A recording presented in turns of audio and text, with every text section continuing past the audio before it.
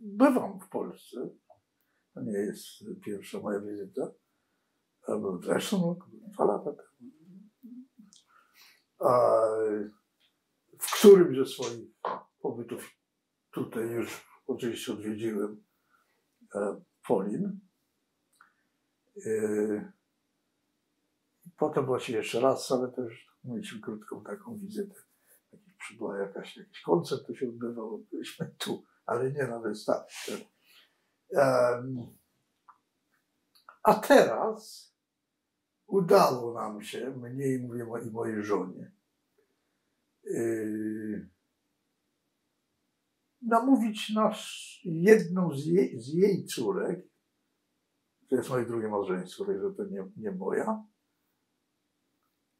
i 2 wnuków, których znam od urodzenia, także jak moje wnuki.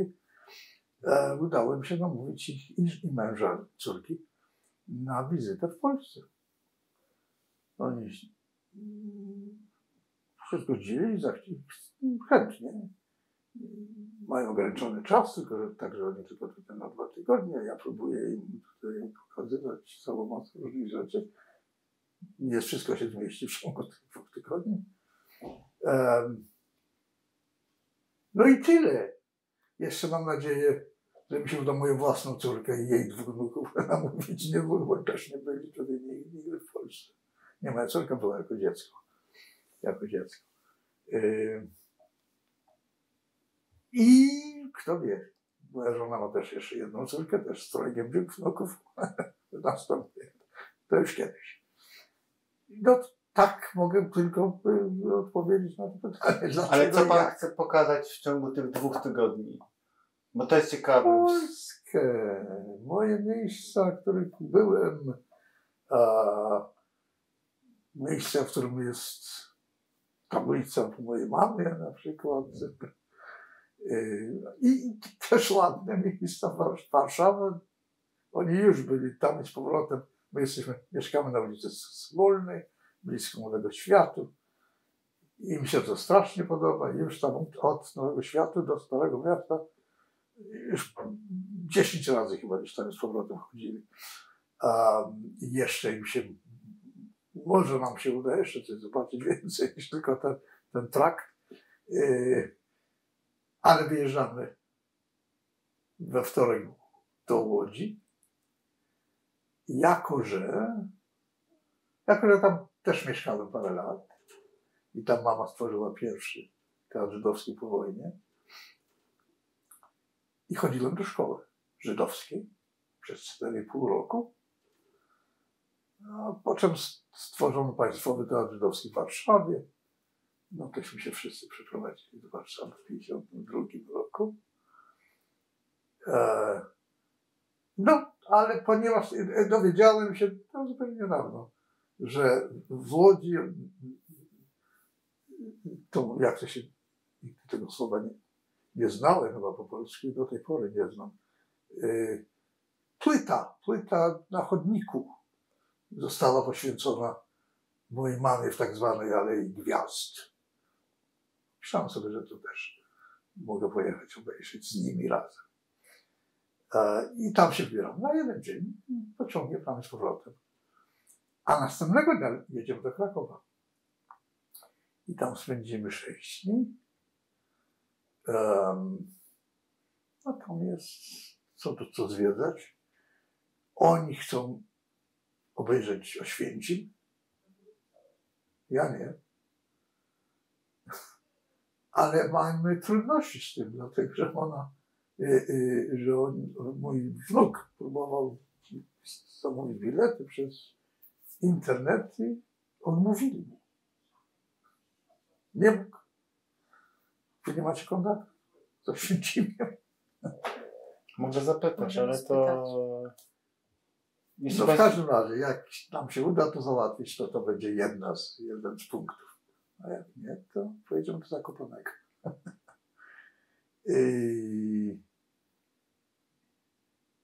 Nie jestem pewien, czy odpowiedziałem na pytanie, może trochę szerzej niż powinienem był. Jeśli może pan rozszerzyć, bo to jest coś niesamowitego, że pan jednak pokazuje swoje miejsca. No, w przeciwieństwie do kogoś innego? No to znaczy, że ta wizyta rodzinna ma charakter też trochę dla pana powrotu i pokazywania swojej Polski, swojej Łodzi, swojej Warszawy pewnie. Wtedy, no ale nie tylko. No nie tylko to, co ja pokazuję. Choć Stare Miasto nie jest moje. I Kraków też nie jest moje. I Zakopane to trochę moje, to pojeździłem. Czy tam cokolwiek jeszcze może być.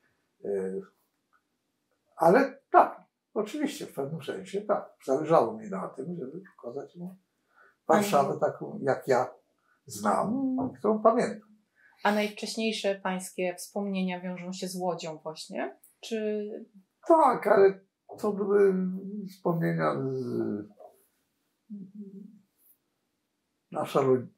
moi rodzice i ja. Repatriowaliśmy się do Polski w 1946 roku. Ja się urodziłem w 1941 roku. W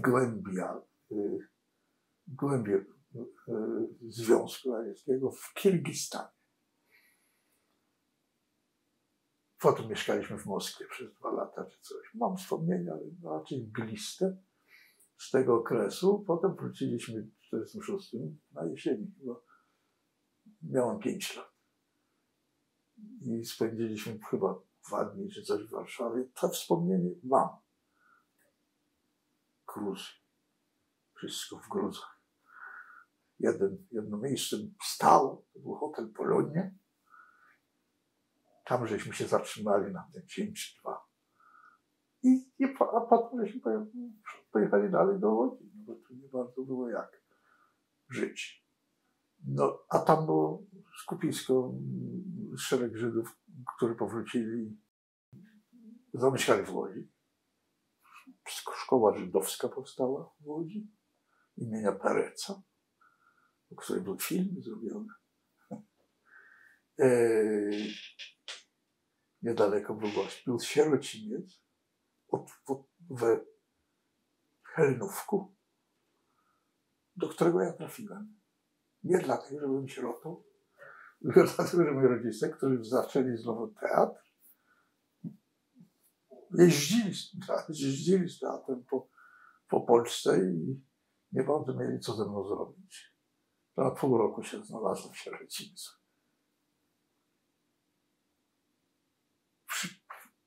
Przypominam sobie, ale też tak nie naprawdę, że czułem się winny. Bo ja byłem jeden, który miał rodziców, a reszta ktoś sierotów tam. No i potem już zamieszkaliśmy w Łodzi, już mieliśmy mieszkanie i gosposię, która ze mną zostawała.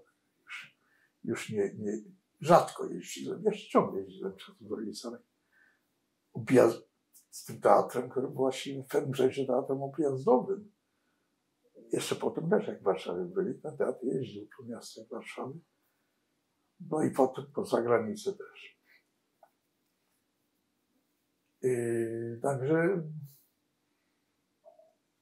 Także te łódzkie wspomnienia mam jakieś. Tak? Pamiętam nazwiska kolegów z szkoły, imiona. Ale potem nie byłem w Łodzi prawie raz, tylko od czasu przeniesienia się do Warszawy. Także dla mnie to jest coś nowego. Słyszałem, że się bardzo zmieniło. Że główna ulica Piotrkowska się zrobiła jakąś promenadą piękną. Także będzie ciekawie odwiedzić. Co jeszcze? Co dalej? Masa pytań. Tak. A to środowisko, w którym pan się obracał jako dziecko i potem nastolatek, to było dosyć specyficzne środowisko związane z teatrem, czy już pan swoimi drogami bardziej później chodził? No, tak i nie. Trudno było nie być jakoś związany z teatrem, w sensie chodziłem na próby, na przedstawienie. Czasem nawet z nimi jechałem, może kiedy miałem wakacje, czy coś, nie wiem. Grałem, zdaje się, w jednej czy dwóch sztukach jako role dziecięce, czy dziecięce. A potem, ale to już w dojrzałym wieku w gruncie rzeczy, ale jeszcze byłem w szkole, kiedy zacząłem. Ja czytałem tłumaczenie po polsku dla widzów, którzy nie znali żydowskiego. Kiedy te słuchawki zostały założone, to było moja praca przez jakieś tam parę lat. Jedyna moja praca. Irret Yiddish? Ich reda besluidysz i ok. Ale żeby tłumaczyć, to ja nie musiałem. Tak naprawdę. Musiałem rozumieć. Ale mam tekst przed sobą. To nie dokładnie to samo, co czytanie tłumaczeń na filmie, gdzie wszystko się odbywa tak samo. Aktorzy często zapominają, zmieniają i tak dalej. Także ja musiałem być raczej przytomny i znać język, żeby śledzić za tym. Ale to też, tym byłem też związany z teatrem. A także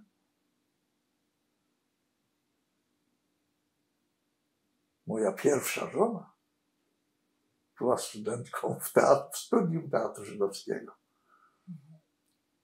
Tak ją poznałem i potem żeśmy się pobrali. Ona po jakimś czasie dołączyła się do mnie w Ameryce.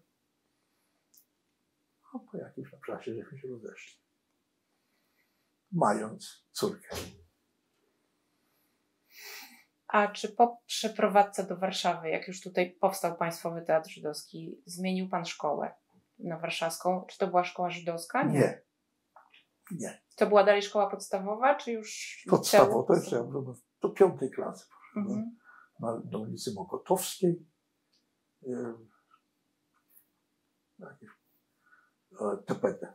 Jakiś tam numer, jakiś numer 21, 21. I ci uczniowie byli, to byli polscy uczniowie, czy po polsko-żydowskie jakieś środowiska? To była polska szkoła z polskimi uczniami. Czasem się mógł znaleźć jakiś Żyd lub dwóch tam.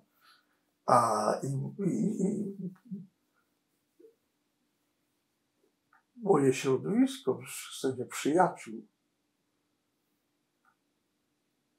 było w dużej mierze żydowskie. Znaczy, jakoś tak żeśmy się znajdowali.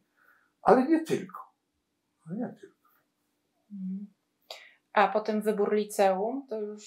W liceum było to samo właściwie. A jakie liceum? Akurat się chyba tak składa, że w liceum może miałem w klasie więcej żydowskich przyjaciół niż w podstawowej, ale bo więcej ich tam trochę się znalazło. To było TPD, to była imienia Gottwalda szkoła na Nowowiejskiej ulicy. Obecnie to Staszic chyba. Staszic, tak, teraz Staszic. Tak. I potem wybrał Pan jakieś studia w Warszawie, tak? Po maturze siłą w pewnym sensie bezwładu zdawałem do szkoły aktorskiej. Z myślą nie tyle, żeby zostać aktorem, tylko żeby po szkole aktorskiej pójść do szkoły filmowej w Łodzi na dział reżyserski. Wtedy były takie wymogi, że do szkoły filmowej w Łodzi można by tylko było wstąpić po studiach. Nie zdałem do szkoły aktorskiej.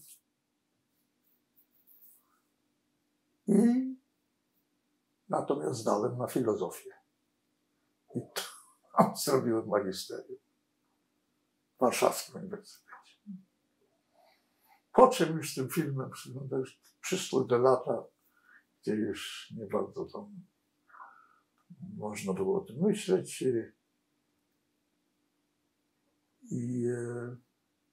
No i już, więcej już nic nie... nie, przepraszam, studiowałam w Ameryce, studiowałam. Po jakimś czasie w Ameryce, w Nowym Jorku, poszedłem z powrotem na studia, żeby robić wydział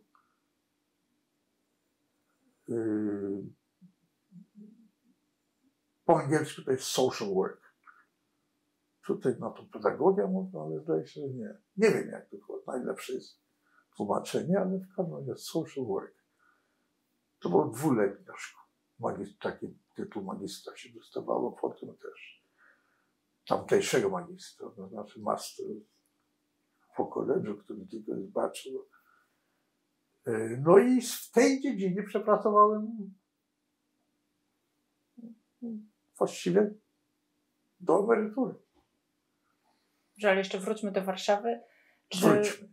Tak, te lata 60. to już pan był na studiach, po studiach, tak mniej więcej. Tak. Wtedy tutaj pod koniec lat 60. zaczęły się dziać takie... Te wszystkie rzeczy. Tak. Wiem, że Teatr Żydowski wtedy dużo jeździł za granicę. Od gdzieś późnych 50 lat zaczęły się podróże Teatru Żydowskiego do innych krajów. Tak. Tak, W 1967 roku chyba to było w ogóle w Ameryce, w Nowym Jorku. Tak, był z Mirel Efros. Mirel Efros był oczywiście... I Glikel Hamel. Ja nie wiem, czy wtedy było tam też, ale możliwe. Mhm.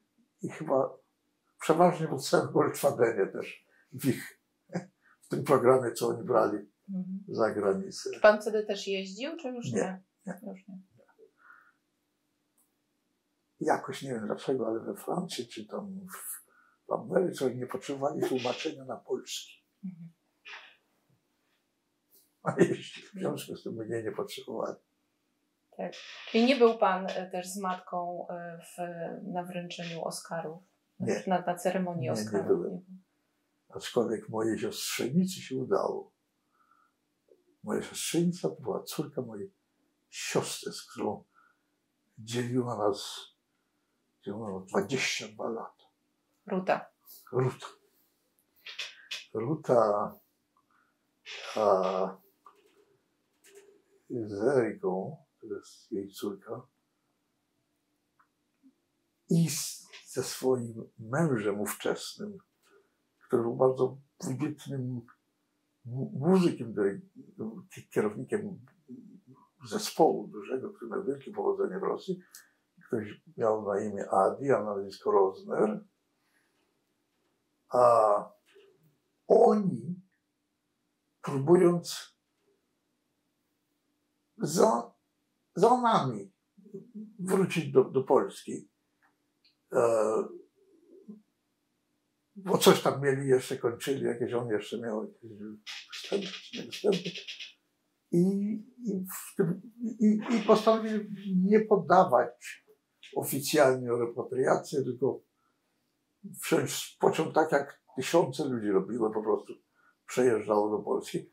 Oni zostali zatrzymani na granicy, oskarżeni o szpiegostwo i wylądowali w więzieniu, w Gułagu i tak dalej.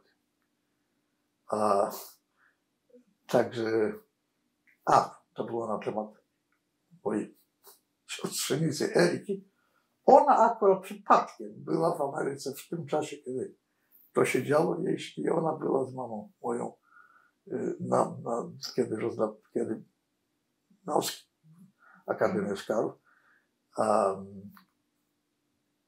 gdzie mama nie zdobyła tego Oscara, ale była nominowana, to już jest zagraniczna aktorka, to rzadko się to zdarzało w tym czasie. W innym języku. Film zdobył Oscara jako innojęzyczny w 60 rok wcześniej. No.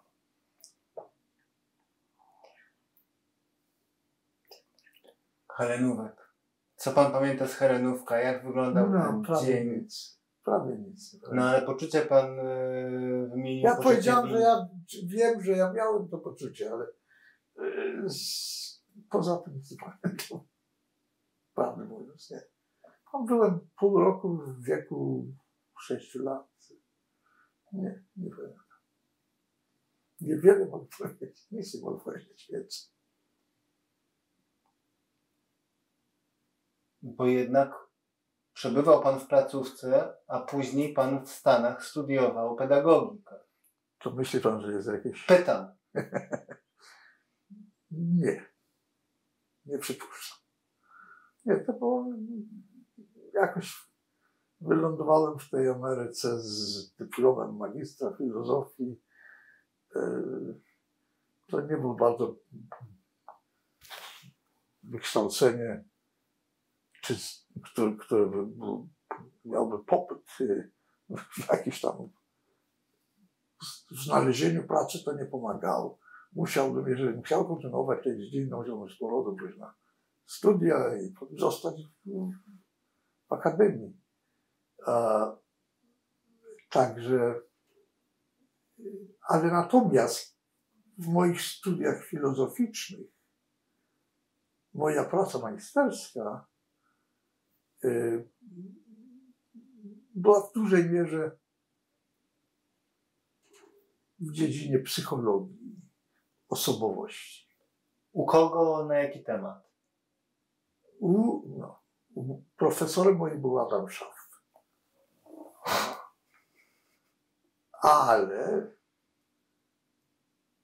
Ale temat był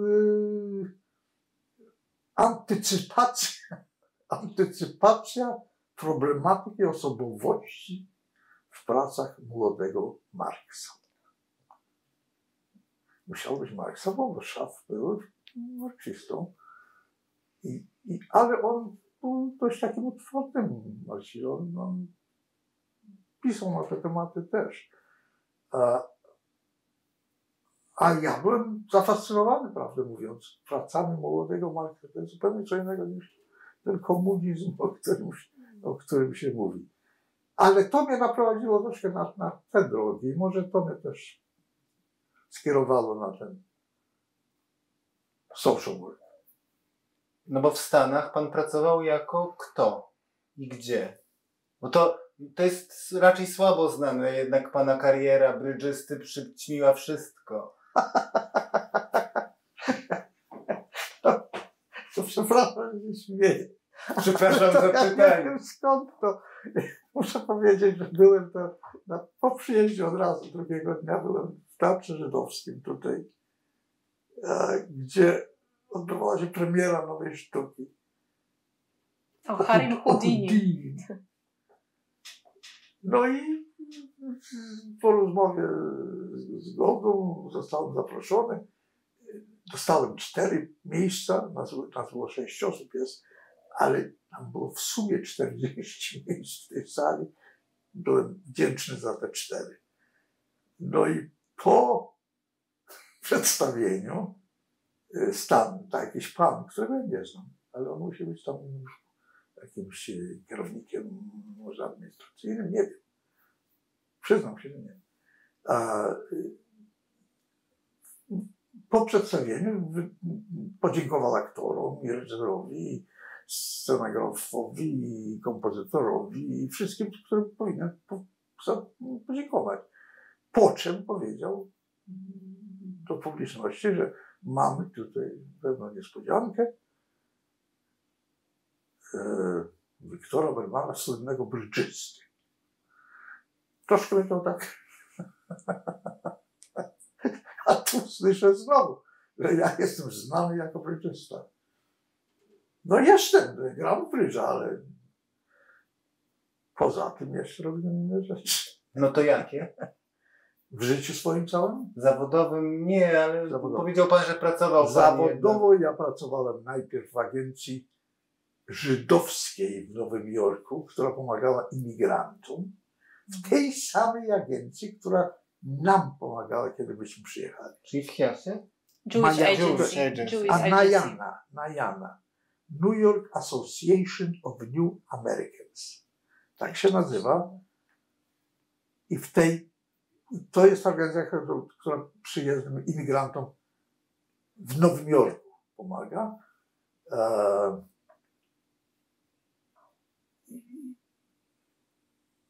I tam znalazłem pracę po tym, jak poszedłem na studium takie, jeszcze nie na studia, tylko na studium, które ktoś mnie tam namówił, zdaje się, że moja siostra, żebym tam poszedł. I potem znalazłem pracę w tej dziedzinie, właśnie w tej agencji. Potem źle mówię. Wszystko pomyliłem. Przepraszam. Możemy to wszystko wymazać?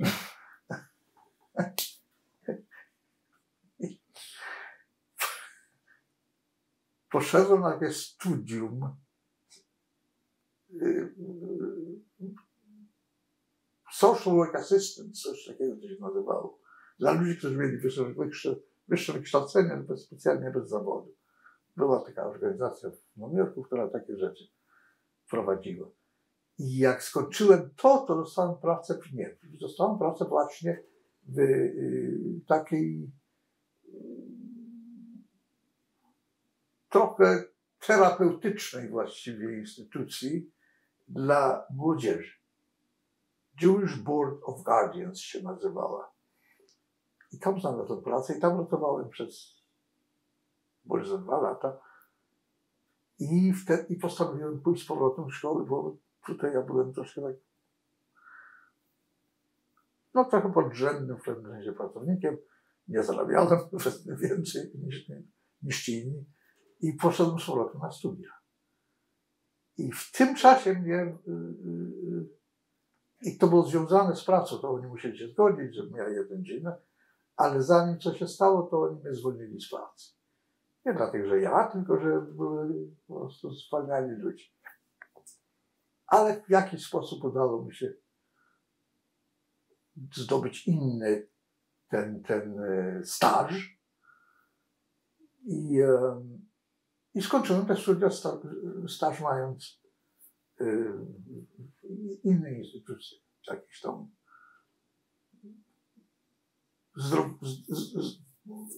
zdrowotnej, publiczne zdrowie, coś takiego. A potem, jak skończyłem studia, to wtedy znalazłem pracę w tej na Janie. Także korekta.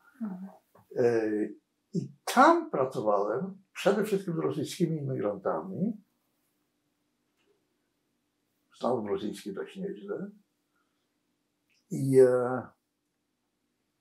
aż mnie stamtąd wyrzucili. Też nie dlatego, że ja, tylko że skończyła się właściwie w tym czasie ten napływ imigrantów rosyjskich. Oni musieli skrócić a ja byłem jednym z tych, którzy zostali zwolnieni. I znalazłem pracę w Wydziale Szkolnictwa miasta Nowy Jork. Znaczy w szkole, w liceum. Ja pracowałem w liceum, znaczy mogło być inne, ale ja pracowałem i przez 20 lat pracowałem jako taki. Po czym... Jako kto? Jako social worker to się nazywa. Właśnie coś w rodzaju pedagoga, takiego opiekuna. To ja też powiedziałem, tak. że zdaje się, że tutaj to nazywają pedagogiem. To. I tym się zajmowałem.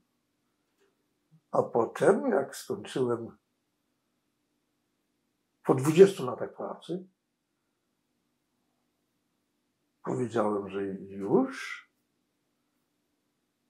a między innymi dlatego, że w tym czasie zacząłem grywać w brydża tak bardziej na turniejach i rzeczywiście zdobyłem parę sukcesów. Nie wiem, czy ja mam prawo zdradzić taką tajemnicę, ale sponsorem tej naszej drużyny był wasz darczyńca. To się nagrywa? Wiktor Markowicz, Zdziwiłbym się, gdyby nie był. który jest moim przyjacielem z czasów dzieciństwa i graliśmy razem, kiedy ja tutaj jeszcze mieszkałem w Polsce. Także jeździliśmy po różnych miejscach i dobrze nam szło.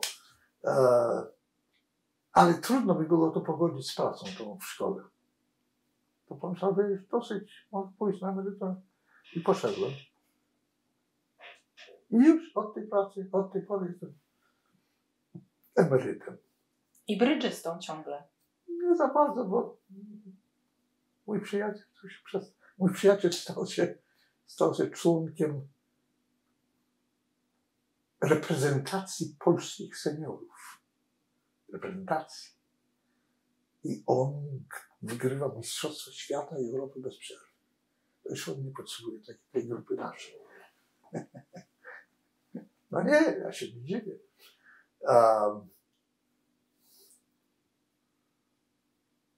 Poza tym ja byłem naczelnym. Ja nigdy w życiu nie użyłem tego tytułu. Myśmy wydawali pismo emigranckie.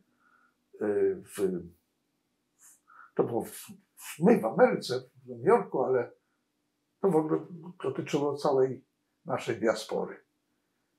68 rok żydowskiej emigracji. To było wydawane tak, co miesiąc, potem trochę rzadziej i tak dalej. Nazywało się Reunion 68. A jego założycielem była taka pani, która się nazywała Tamara Sławny. Po pewnym czasie, niedługim właściwie, ona odeszła z tego z jakichś tam przyczyn. I Leon Rosenbaum, którego może też słyszeliście, to jest takie, bo on tutaj bywa i wywiady daje, o ile się mylę.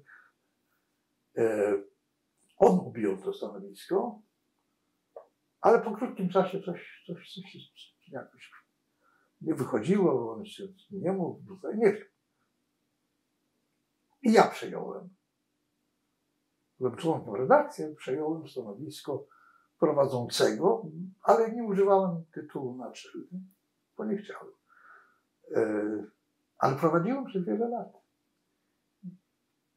Zupełnie nieźle mi się wydaje. Proszę mi powiedzieć, jak nadszedł rok 68, marzec, pan już był dorosłym człowiekiem, samodzielnym, Byłem. tak? No, samodzielnym to ja bym nie powiedział. Niestety moje dzieciństwo i niesamodzielność trwała dość długo. Ja mieszkałem u rodziców, znaczy w mieszkaniu z rodzicami. Ja nie miałem właściwie pracy poza tym czytaniem tłumaczenia. Próbowałem przed 60, już jak zaczęły się te rzeczy, wtedy mnie...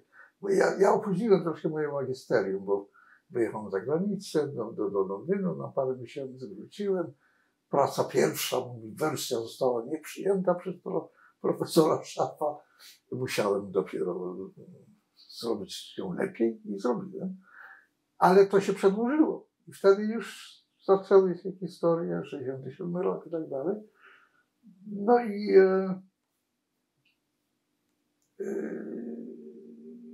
mówiąc o sobie samodzielności, ja pracy już nie mogłem dostać. Próbowałem, ale nie dostawałem. No i także nie mogę siebie określić jako samodzielnego. Już w wieku dość takim zaawansowanym, prawdę mówiąc.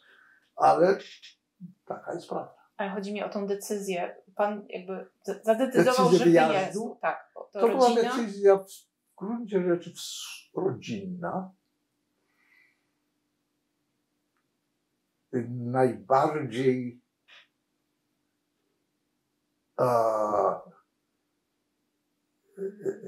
Najbardziej dążyła do tego moja siostra, ale my wszyscy w tym czasie czuliśmy się w tym tak, jak wielu tych, co wyjechało, po prostu wypychani. I wy wyjechaliście do Izraela na początku, Nie. nie? Czy prosto od razu Nie. do... Nie.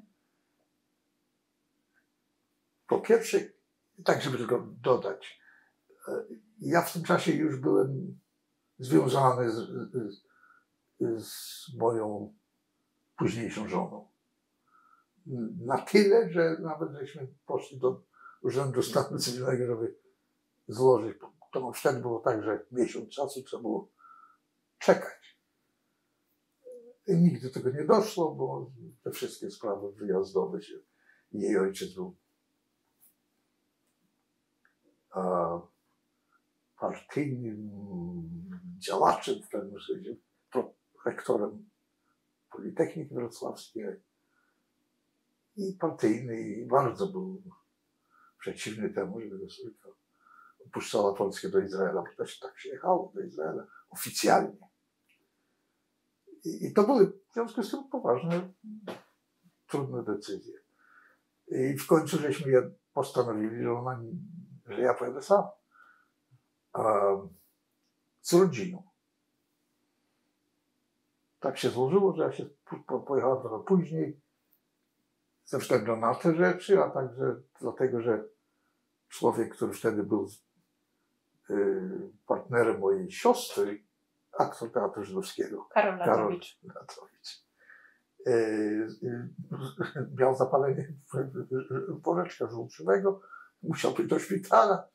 W związku z tym myśmy razem pojechali troszeczkę później tam, do Wiednia.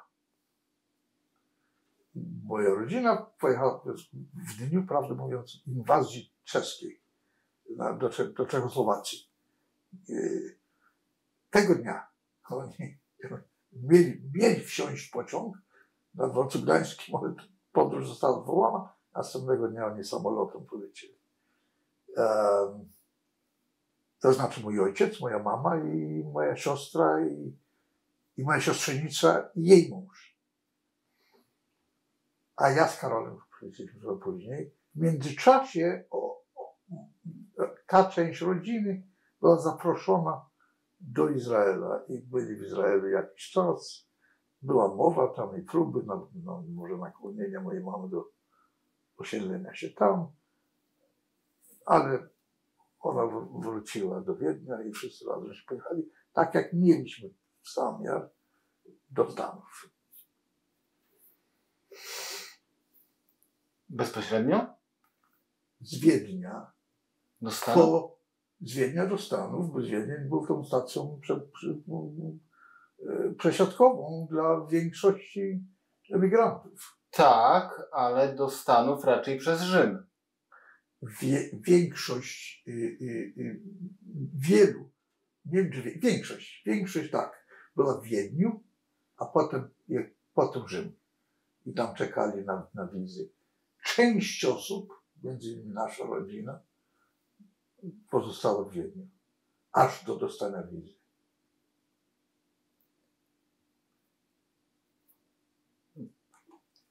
Bo po pana rodzicach pojechała tam między innymi Warmanowa z synem, którzy się później, to była ta taka społeczność nowojorska, prawda, bundowskiego środowiska, dobrze mówię? Ja akurat nie przypominam, nie znam. Warmana.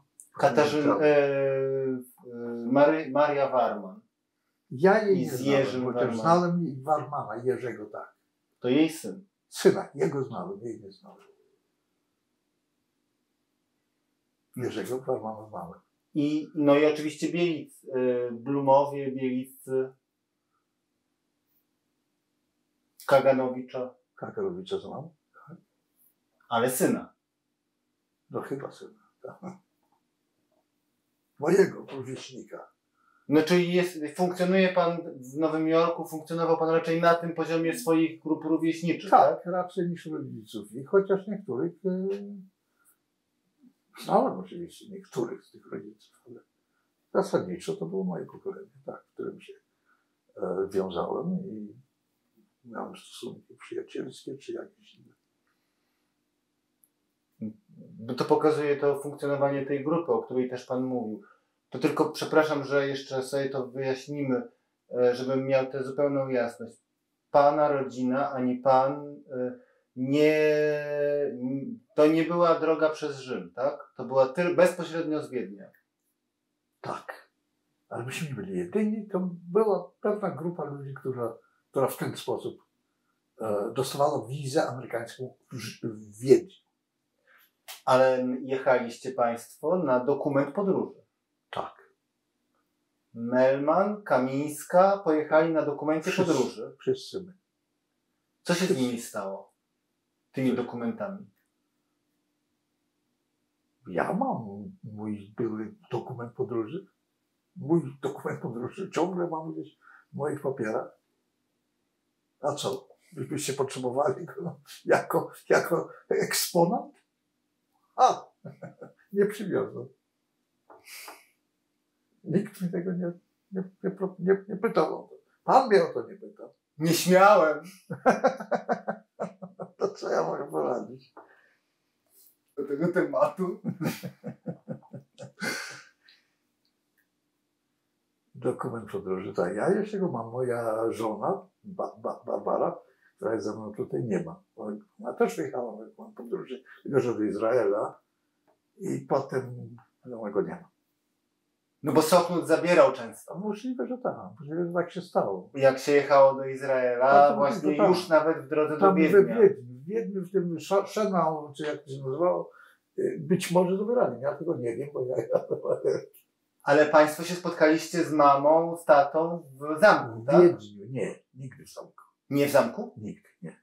Myśmy pojechali od razu, jak się przyjeżdżało do Wiednia, separowano przyjezdnych emigrantów żydowskich, czy uciekinierów, czy żydowskich, czy na dwie grupy. Stali na dworcu, stali ludzie. Znaczy ja nie mówię o moich rodzicach, bo oni pojechali oddzielnie i samolotem, także, ale wszyscy inni, którzy jechali z dworca gdańskiego, czekały tam ludzie, jedni z Sochnutu i pytali, kto jedzie do Izraela, a drugi z Hajasu, z Jointu czy z Hajasu? Z Hajasu właściwie przede wszystkim, chociaż Joint był tym, który pomagał finansowo tym ludziom, ale Hajas się zajmował sprawami i dostania wizy i tak dalej do Ameryki lub innych krajów. Oni byli tą agencją w Wiedniu, która się tym zajmowała. I ci, którzy byli tam elitami już przez Hajas, nigdy w życiu do Szenau nie trafiali. A dokąd Pan trafił? Do Hajasu, który nam zapewnił jakieś mieszkanie i tak jak innym też tak to było. Mieszkanie czy hotel? To było, myśmy mieli mieszkanie, a nie jestem pewien, czy inni mieli może hotel jacyś. Nie wiem, nawet nie wiem kto. Ale myśmy mieli mieszkanie. Myśmy, to znaczy... Myśmy nasza rodzina. Czyli do Pana już wtedy dojechała mama i tata? Jak myśmy przyjechali do Wiednia, to tam rodzice już byli z powrotem z Izraela. Ale jak Pan mówi, myśmy przyjechali, to ja Pan i Karol. szwagier. Tak. Tak. A córka z mężem? Córka Pana siostry z mężem? Oni byli razem z moimi rodzicami i z siostrą. Czyli wszyscy 5 razem? osób. Potem już byliśmy wszyscy razem, tak. I ile czekaliście na wylot do Stanów? Nie tak długo. Myśmy ludzie... Oni nam w Wiedniu byli 21 sierpnia, to pamiętam, bo to inwazja, a myśmy byli gdzieś chyba miesiąc później. Miesiąc później, czyli czerwiec, tak 20, września. A wylecieliśmy do Nowego Jorku 26 listopada. Co się robi? Co się robi w takim czasie w Wiedniu? Chodzi się do prateru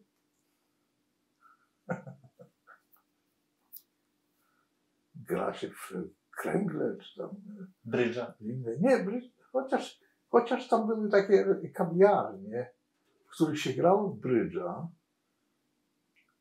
ale ja tego nigdy tam nie zrobiłem, natomiast mój przyjaciel, który był w tym samym czasie tam, niejaki Artur Ramer, może znacie takie nazwisko, on chodził i grał w klubie, w kawiarni jakiejś, taki był klub. Ja nie grałem w brydża. Ale za to grałem w teatrze. No. Moja mama były organizowane występy rodzinne, rodziny Kamińskich. Melmanów Kamińskich. No niby Kamińska była tym głównym. I graliście w Widzisz? Czy po polsku? Nie, Widzisz. W Wiedniu mieliśmy koncert. Potem pojechaliśmy do Frankfurtu. I ja z nimi, ja występowałem. Brałem udział w jakiejś to piosence razem z moją siostrą i szwagrem. I w scenach, w fragmentach Mirola Efros na przykład. Także to owszem, to była moja kariera aktorska, która się notabene przeciągnęła na Amerykę, bo w tym czasie, kiedy ja tam nie bardzo wiedziałam, co ze sobą zrobić, moja mama już znowu, tam też były organizowane występy tej grupy, takie, no, ja wiem jak to nazwać, estradowe, fragmenty, piosenki, no takie rzeczy. Składanki. No takie rzeczy. I myśmy jeździli po Ameryce. W różnych miastach żeśmy byli. Z tym. I tam ja miałem podwójną rolę, bo uczestniczyłem troszkę w tych sketchach i też byłem konferencjerem po angielsku, aczkolwiek nie tak dobrze znowu znałem ten angielski, ale znałem. A skąd? Bo byłem w Londynie kilka miesięcy w 1964 roku. No ale przed 1964, żeby pojechać do Londynu, pewnie też pan się coś uczył. W 1964 roku skończyłem właściwie moje studia. Tylko magisterium jeszcze nie zostało zatwierdzone, ale same studia się skończyły. I byłem w Londynie o kilka miesięcy. No ale skąd pan znał język w 1964? A ja chodziłem na studium, na lektorat angielski na uniwersytecie. I tylko tam? Tylko. Ale potem wiele miesięcy. To uczyłem się języka, no i dobrze, ale nie aż tak dobrze, żeby prowadzić konferencjerkę w Ameryce, troszkę inny język i tak dalej. Ale udawało mi się. No, nawet miałem niezłe recenzje.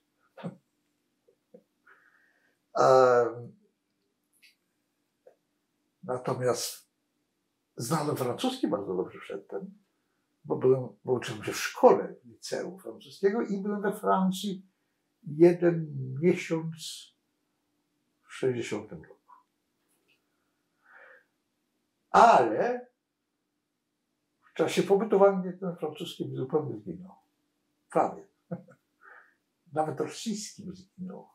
Jak pojechałem do Francji z Anglii, nie mogłem zdobyć prawie słowa po francusku, z trudem po rosyjsku. Rosyjski wrócił, a francuski nie bardzo. A rosyjski to był jeszcze z dzieciństwa? Z tego to moskiewskiego? Było z dzieciństwa. Ja byłem dwujęzycznym dzieckiem w Rosji. Jak przyjechałem do Polski, to ten rosyjski właściwie odszedł, ale był tam tak z tym językiem, że tam dzisiaj to można wydobyć z powrotem.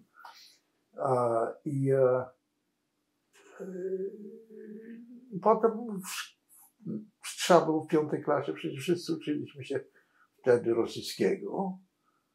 To mi przyszło bardzo łatwo. Dzięki temu, że to miałem A dom jaki był? Jakim językiem się mówiło w domu? U nas w domu mówiło się po żydowsku i po polsku. Ja po polsku prawie zupełnie i rodzice też, ze mną, ale między sobą często mówili po żydowsku. I moja siostra też znała bardzo dobrze żydowski.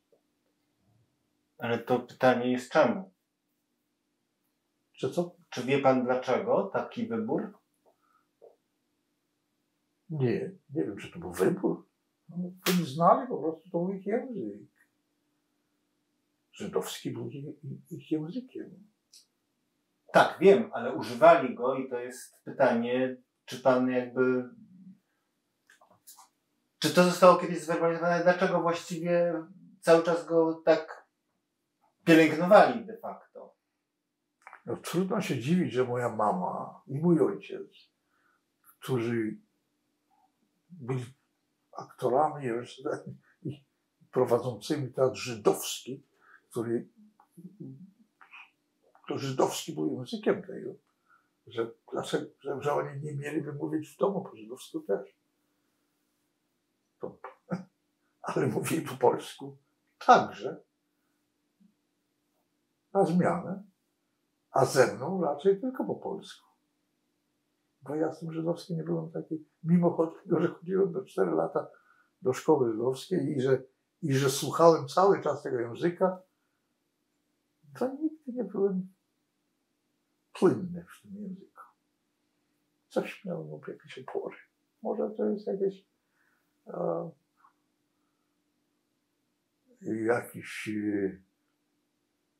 blok? Kto wie? Nie mogę tego powiedzieć, bo nie zanalizowałem siebie tak dokumentnie. Mimo że jestem zainteresowany psychologią i innym pomagałem w sprawach psychologii, nie mogę powiedzieć, czy to dla mnie było... Ja nie miałem problemu z poczuciem żydostwa. Żadnych. Nigdy.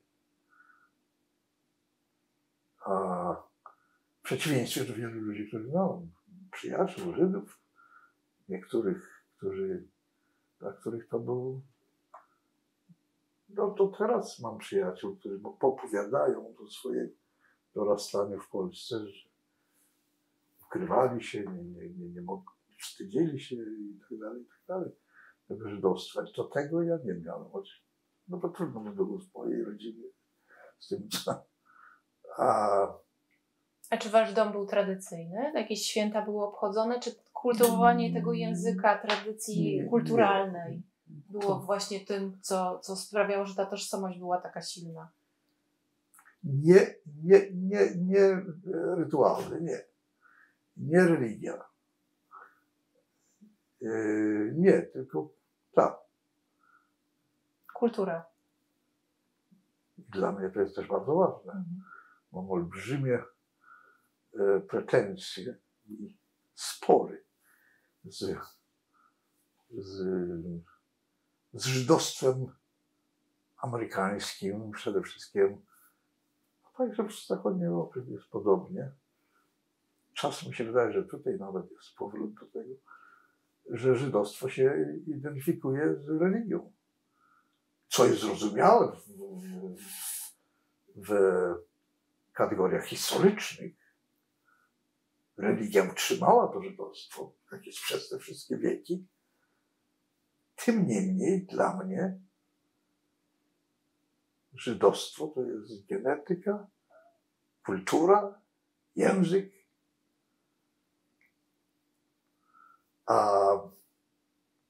a nie religia.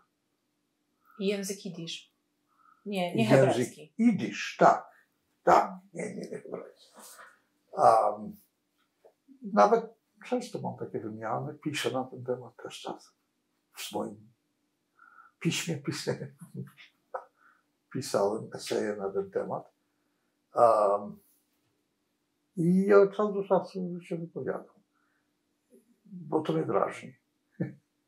Bo chodzi o to, że ja znałem ludzi w Nowym Jorku, Żydów religijnych, którzy nie uważali mnie za Żyda.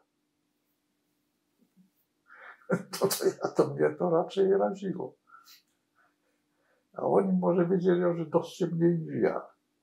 Żydowstwie w sensie języka, kultury i tak dalej. Poza tym etnicznie, to jest etniczność, że tak powiem. No nie wiem, religia jest częścią historii. I nie tylko historii, teraz oczywiście dla olbrzymiej ilości społeczności żydowskiej to jest bardzo ważne. Ale to bardzo ważne często nie związane nawet jest z ich religijnością, z poczuciem przynależności do religii żydowskiej. To jest skomplikowane tematy.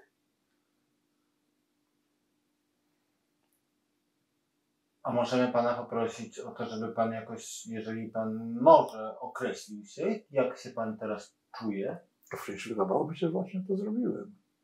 Ja jestem Polakiem i Żydem.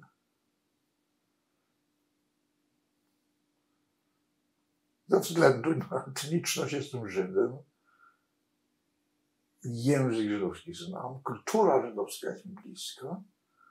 Jestem Polakiem, dlatego że wychowałem się w języku polskim, że historia polska jest mi znana bardziej niż inne, że kultura polska, literatura, wszystko inne, film, teatr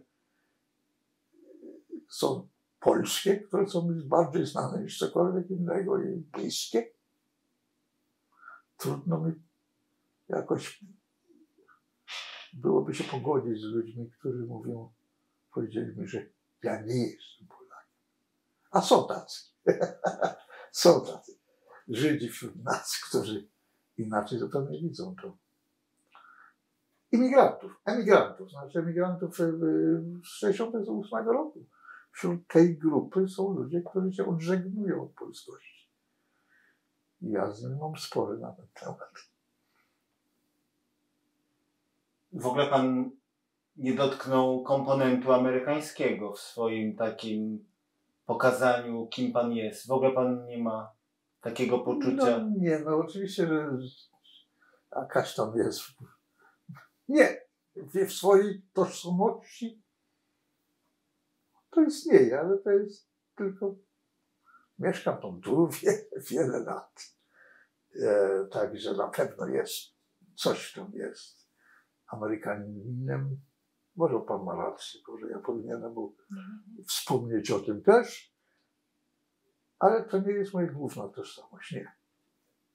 Nie było moją intencją, żeby pana teraz przymuszać do czegoś. Chodzi bardziej Ja o to. bym się nie dał przymusić. No wiem, no właśnie, ale chodzi o to, że jakby jest to uderzające, że pan w ogóle na jednym tchu powiedział Polakiem i Żydem. Bo to jest główna moja tożsamość, tak.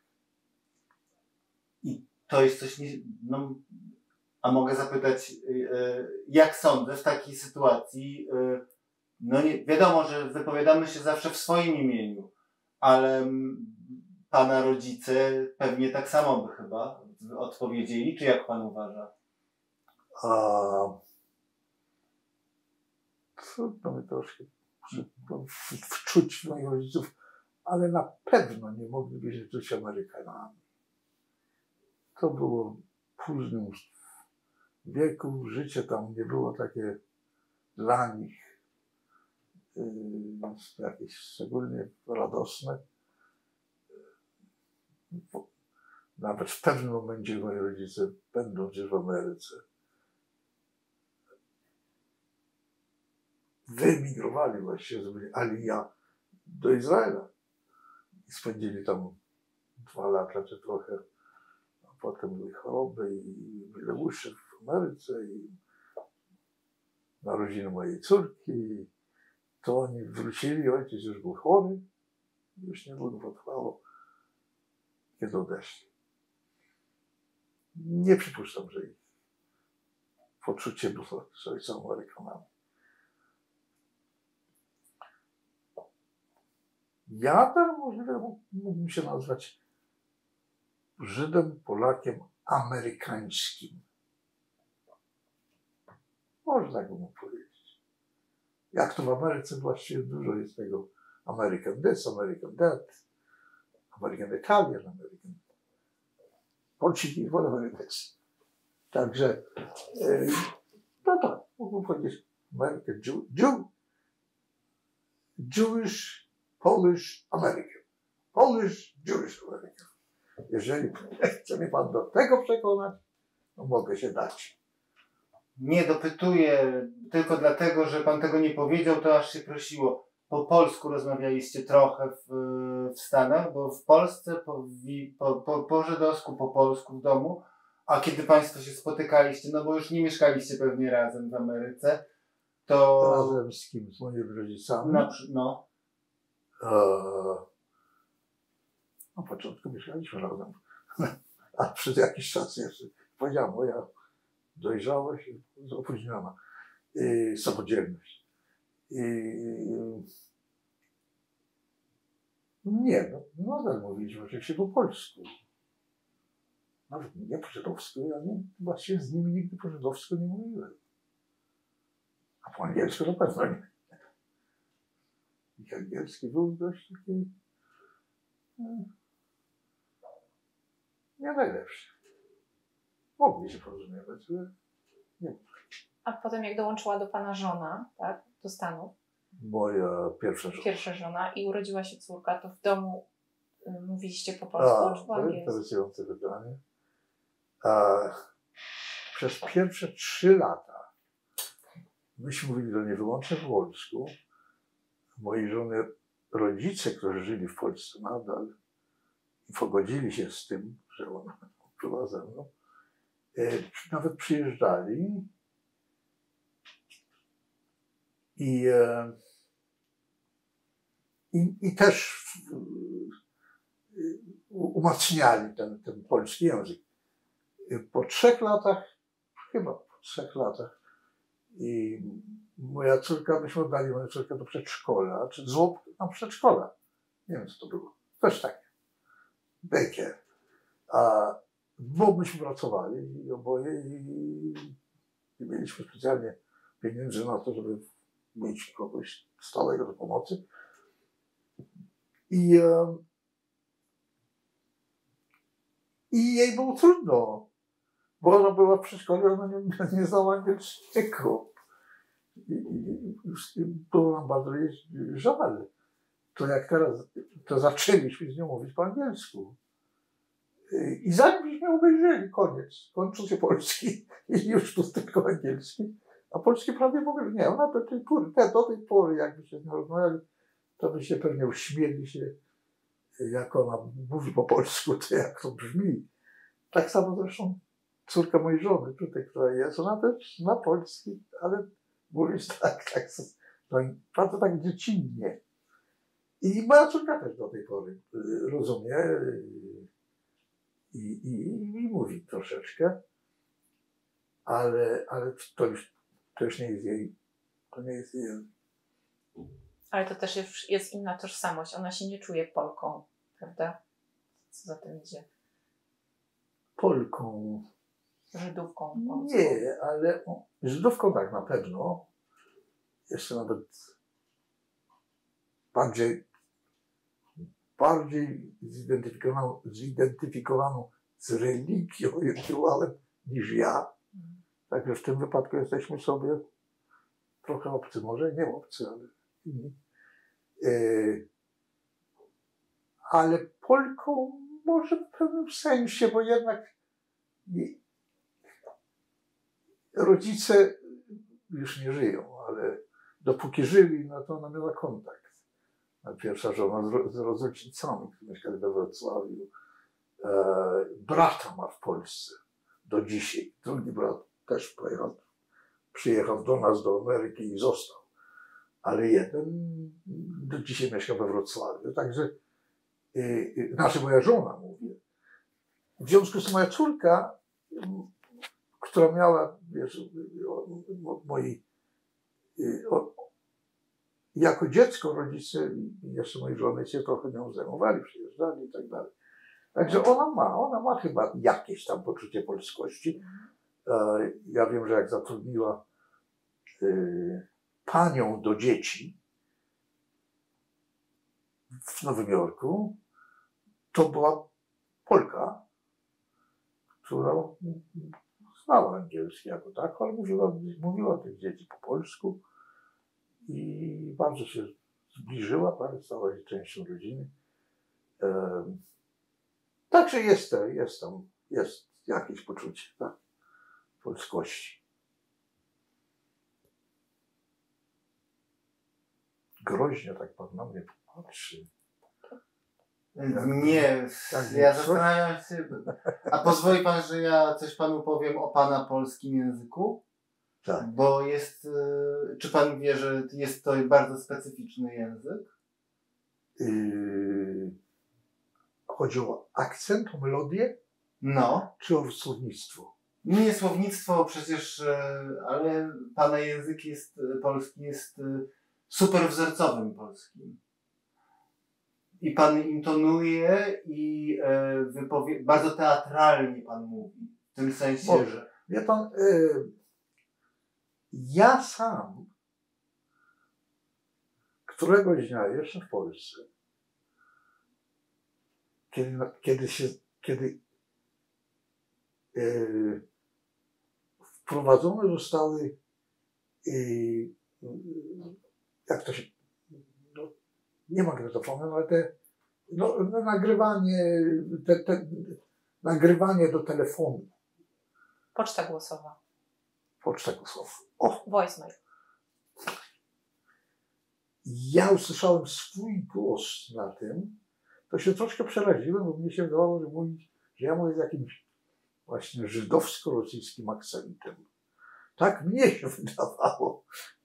Ale ja wiem, że częściowo to, co pan mówi, aktorskie na przykład, to jest to, że ja wychowałem się jako dwujęzyczne dziecko i moje L było dzięki temu zawsze rosyjskie. Ono nie jest rosyjskie. Nie aż może zupełnie rosyjskie, ale L, a nie EU. Ono jest wzorcowym, przechowanym w teatrze. Tak było, ale nie dlatego ja mam L. Tylko dlatego, że mówiłem po rosyjsku jako dziecko. Z tego się zaczęło. Ale pana mama też mówiła z takim EU, bo to było też, ona też wychowała się w takim mieszanym. Najpiękniej w mojej rodzinie mówił po polsku mój ojciec. A czy to miało wspólnego coś z tym, że on studiował prawo przed wojną? To, że on, nie wiem, że się urodził, że się wychował w Galicji, która była bardziej przechowała język, że studiował prawo i polonistykę w Krakowie. I w ten sposób, a tutaj on przez pewien czas nawet czytał do kroniki filmowej i audycji radiowych. Piękną polszczyzną. Zawsze zazdrościłem. Ja uważam, że jego polszczyzna jest dużo ładniejsza niż moja. W sensie, jak brzmiała. Jeżeli chodzi o słownictwo, ja ciągle myślę, chociaż czasem zapominam pewnych rzeczy, że jednak jeszcze potrafię się wysłowić.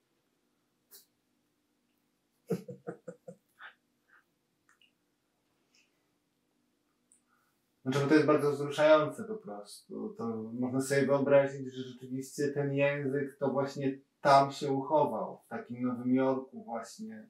Trudno sobie to jakby powstrzymać się od próby wyobrażenia sobie tego w Nowym Jorku, że pana rodzice ze sobą rozmawiają. Właśnie to jest ta polszczyzna. My mamy środowisko w Ameryce, już nie w Nowym Jorku tylko, bo przenieśliśmy się na Florydę. Tam jest mniejsze środowisko niż w Nowym Jorku było. Ale nasze środowisko w dużej mierze było, z naszych polskich, żydowskich imigrantów. A amerykańskich przyjaciół, przyznam, niewiele. Są wyjątki, ale niewiele. I także po prostu nie przyjaciół koniecznie, ale środowiska. Jest też wszystkie nasze zabawy i wyjazdy, a te imprezy w Izraelu, które żeśmy mieli, reunion, to wszystko było po polsku. I z naszymi przyjaciółmi, poza tymi, którzy mają mieszane małżeństwa, gdzie niektóre żony lub niektórzy mężowie, ale raczej żony, nie chcę nikogo tutaj, często protestują przeciwko temu, że towarzystwo mówi po polsku. Ale zasadniczo mówimy ze sobą po polsku.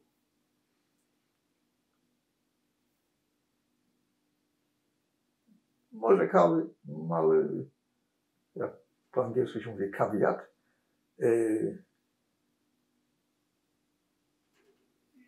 Są tacy wśród nas,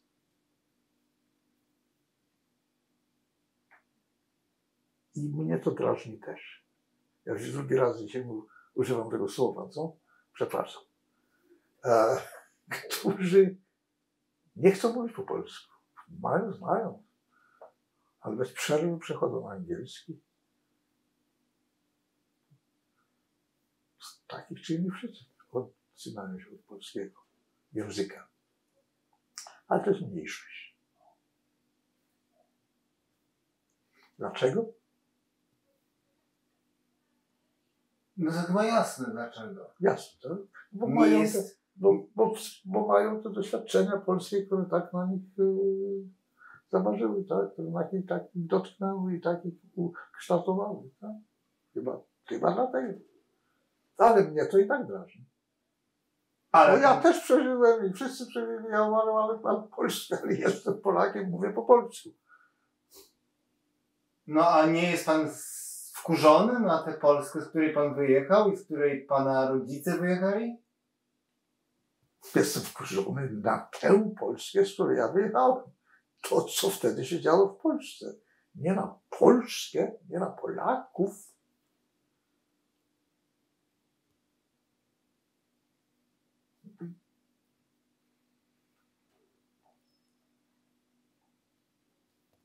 Jestem od czasu do czasu wkurzony na Amerykę, w której teraz żyję.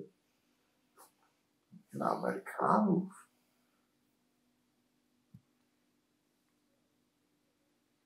Jestem bardzo wkurzony na Izrael.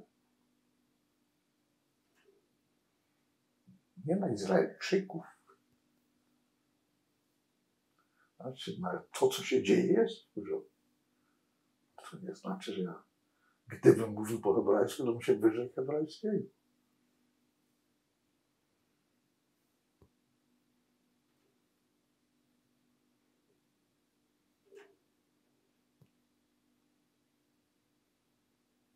A mogę się jeszcze spytać o babcię?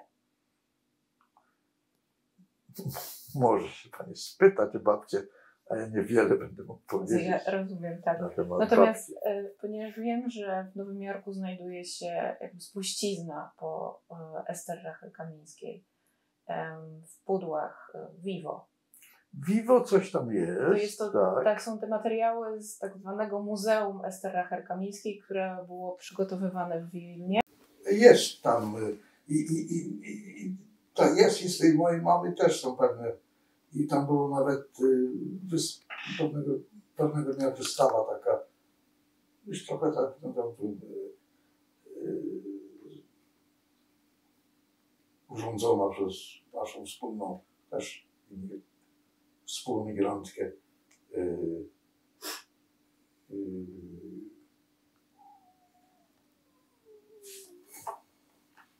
Krysię Fischer-Kurlanską. Ona pracowała w Vivo i ona urządziła. I tam nawet przemawiałem. I gdzieś może jest też na tym to, co przemawiałem, a nie tylko, że jestem czystą. I w każdym razie, ale bardziej byłem podekscytowany i pod wrażeniem tego, że na Uniwersytecie Wrocławskim odnaleźli pamiętniki mojej babci. o których ja nigdy nie słyszałem, czego w ogóle nie jestem w stanie zrozumieć. Jak to jest, że moja mama była bardzo blisko z moją babcią i żyła z nią do jej śmierci, a to się podobno gdzieś tam wtedy ukazało gdzieś, w gazecie, tak. że ja nic o tym nie słyszałem na ten temat. A to są bardzo ciekawe, interesujące opowieści. Tak, to zostało przetłumaczone na polski w ostatnich latach. Przetłumaczone? Tak. Myślałem, Bo to było Widzisz. Tak. Żydowskiego i zostało wydane. Tak, tak. Ja mam tę książkę. I to jest szalenie interesujące. Ten jej opis tego koczowniczego życia aktorskiego w początkach tego wszystkiego. Także to są interesujące rzeczy na temat mojej babci, o której nie tak dużo wiedziałem, poza tym, że mama o niej mówiła często, ale jakoś niewiele więcej. W tych pamiętnikach notabene są pewne rzeczy, które nawet są, muszą być prawdziwe, bo to ona napisała. Ale to są troszeczkę inne niż ja wiedziałem, dorastając. Na przykład, jeżeli chodzi o jak moja babcia się dostała i kiedy z Porozowa, gdzie się wychowała, do Warszawy. Wersja, która ja znałam, była troszkę inna niż ja czytałem teraz tam. A którą pan wersję znał i skąd? Nie, od mamy, ale jakoś właśnie dziwi mnie, że nie dokładnie dostałem to. Przecież wiedziałem, musiała wiedzieć. Nie. Ale nic takiego znowu zupełnie innego, ale chodziło o to, że ja zawsze myślałem, skąd ja mam wiedzieć, to mam musiał wiedzieć, że niejaki Abraham Kamiński przyjechał do Porozowa, moja babcia tam była w jakimś kółku teatralnym czy amatorskim, jakiejś grupie, jak młodziutka dziewczyna i on ją zabrał ze sobą i zrobił z niej. Tutaj zupełnie inaczej w tym, co ona pisze, prawda? Tak. To mnie dziwi, ale przecież jej muszę wierzyć. Jej słowo. No ale to jest jakiś element autokreacji. Autokreacji pana matki. No właśnie tak, nie wiem, nie rozumiem tego za bardzo. Dlaczego, czego ona nie pamiętała, czy zmieniła, dlaczego miała zmienić, po co? Świadomie, czy po prostu zapomniała, czy... Nie wiem. A może nie wiedziała, może jej tak mówiono. Może jej tak ojciec i matka to opowiadali. Może. Nie. To miało być krótkie interwiu. Co zrobić?